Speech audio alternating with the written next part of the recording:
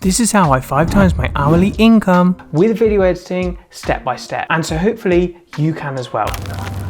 So 5 years ago, I was working with circuit boards. Never edited a video before and earning £9 an hour. You'd put all the little electrical components on and then you'd like cook them. God, I hated that job. And at that time, I had a travel blog. Not a vlog, a blog, writing. And if you're an old subscriber of the channel, you'd actually know that this channel used to be called Joe Travel Vlogs and not Joe Edit. And I used to post like travel vlogs and stuff on here. And then I switched it up all to editing, but more about that later. Basically, I decided it'd be more fun to have a travel blog and then have a vlog that went with it. So I'd have writing and video together. And then eventually it just came into me making videos. I can remember making my first video and I planned it out so meticulously. I watched a 30-minute absolute beginner tutorial of how to do the basics in Adobe Premiere Pro. And then I planned out the video and had every effect that I wanted to do. And then for every effect, I didn't know how to do any of them. I looked a tutorial online, but it took me 2 months to make this video.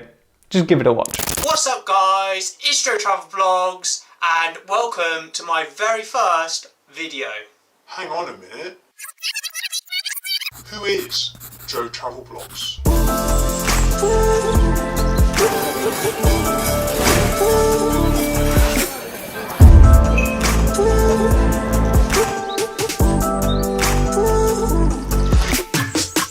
And to be fair, when I'd edited it, I was actually really happy with it. Now, you know, I can see some improvements, but for a first video, what do you think of it? Put in the comments down below. And at this time, I was still working at my full-time job and hating it, but editing alongside. So I set myself the goal of posting every Monday and filming and editing a vlog to go on my channel, so that I was continuously editing all the time and always had a goal of what I was going to edit for the next week. This meant that I didn't just like edit one video and then I was like, oh, what do I do next, and just stop editing and not learn. I personally think this is why I progressed so much as an editor in my first year, because I always had something to do, and as a beginner editor, sometimes you can not have projects to work on. By making my own projects to work on, I made sure that I continued video editing and really was in it for the long run. However, I really didn't see this as like a long-term goal to become a video editor at this point. I really just like thought, oh, maybe I'll have a YouTube channel or my blog will like blow up. I didn't ever see myself editing other people's videos. I also think editing my own videos gave me freedom to learn. On a client's video, you can sometimes be scared to try effects or effects that you're not very good at because they might not look so good. Whereas like, because it was my own videos, I had that freedom to do it, and if they looked bad, it didn't matter because I would just not include it in the video, or I'd post it anyway, and who cares because not many people watch my videos.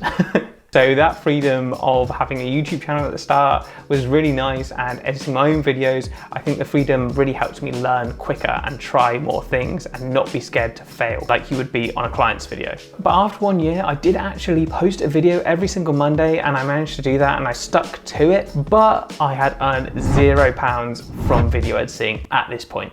Until I started to get a couple of compliments on the videos and saying that the editing was really good. I was like, oh, maybe I'm okay at editing. And this is when it kind of clicked that, oh, I could edit other people's videos. It started very, very, very slowly. I had a job that I hated, but I loved video editing. So why couldn't I make my full-time job video editing? And that's what I decided I wanted to do. First of all, I started out on Reddit. The jobs were not very well paid, but it did give me a way of learning how to work with a client. Even if the jobs were free or extremely low paid, I still learned how to work with a client. I even had a guy who said that, oh, let's make a video. I made a video out of some footage that he gave me for an eagle. I made the video, sent it to him. He never paid me. So, you know, there's some learnings there as well. But one of my earliest small wins I can remember was I got a gig editing for a vlogging channel. It was very low pay, £40 per video, and it used to take me 8 hours to edit a video. So I was getting paid about £5 an hour. So at this point, I've actually gone down in pay for my full-time job. We're not going in the right direction at the moment, but we will do, don't worry. I would actually say most of the time, you have to go back a little bit to, you know, come forward. But it turned out that that was the little bit of success that I needed to get the courage to quit my job. It was a bit crazy and a bit early, but I did have a lot of savings, which was really helped me out in the long term. And I was so nervous quitting my job. I can even remember saying to my boss, like, oh, well, I might be back in a couple of months because maybe the freelance editing won't go well. But little did I know, I'd never be back again. I can remember feeling so scared when I quit my job, and the days after, I was like, oh, what have I done? Where's my income coming from? How am I gonna make money? Then I made this video about how I quit my job and how I was feeling. I actually really liked this video. I feel like it's quite, although it's not the best edited video in the world, it's really quite raw, and I feel like I really say how I was feeling at that point. So I was scared. I was trying to get clients, but I couldn't really find much because I didn't have much of a portfolio. So I started to build out my own channel and make better videos for my own channel. So after 2 years, I was jobless, earning £5 an hour, and didn't have much idea of how I was going to become a successful freelance editor. I did manage to find a couple of low-paying one-off jobs, really nothing like a full-time income, and I was struggling because most of my portfolio was just my own work and some kind of not so great videos for clients because the footage wasn't filmed very well. I really desperately needed to land some bigger, higher paying clients who I could get more of a full-time income from. This was a huge barrier for me to break down. It took a very long time, and I can remember thinking, like, what have I done? I'm gonna have to go back to my job. But because I had a lot of savings, it meant that I could take 6 months off and have 6 months of not being paid. But in January, I applied to be the Zach and Jay Show editor, and I actually got an interview in the form of a 3-day trial. I think this really helped me out because they weren't just looking at my videos from my portfolio, they actually gave me a whole Zach and Jay video to edit. Over the 3 days, I had to edit it, and then they would see my work and how I could do on the show. I was literally so nervous for this. It was the first time I'd ever edited in front of people. It was the first time I'd ever edited on a Mac. It was the first time I'd ever edited with lots of different cameras, like there was a GoPro, a proper like cine camera, and a vlogging camera. It did feel like a step up in the quality of videos I'd edited, but I was really happy with how the end of video looked. And I really came away from the trial feeling good because I think there was nothing else I could have done, and I couldn't have edited it any better. So if I didn't get the job, I'd at least tried my best. All I could do now was wait. And a week later, I got a call saying I got the job.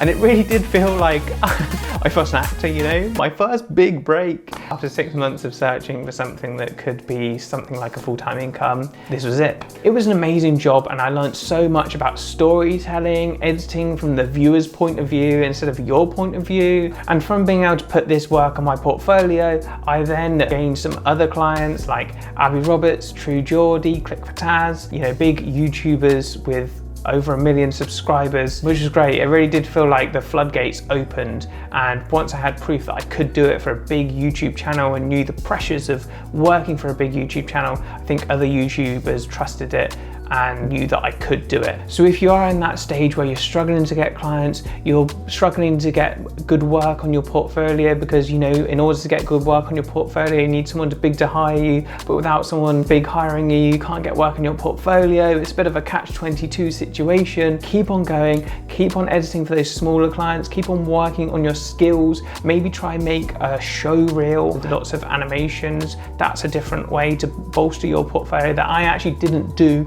And I think looking back on it, I could have done maybe to get in some clients a bit easier. And with getting bigger clients, my hourly earnings increased from £5 an hour to £10 an hour to £20 an hour to £30 an hour, till now I charge £50 an hour for my video editing services. Obviously it does depend job to job, but I would say as an average, that is what I charge. Could have easily quit in that 6 months gap of trying to get clients and struggling and not really being able to like get myself started. The start can often be very tricky. And I do think maybe if I had have had less savings, I would have had to give up before I got a big client, and then I would have had to go back to another job and just been like, oh, video editing wasn't for me. I tried it, but didn't get anywhere. I do genuinely love video editing. I love the creativity. I love being able to do it every day and call it my full-time job. And I feel very lucky to be in this position and to be able to call it my full-time gig now.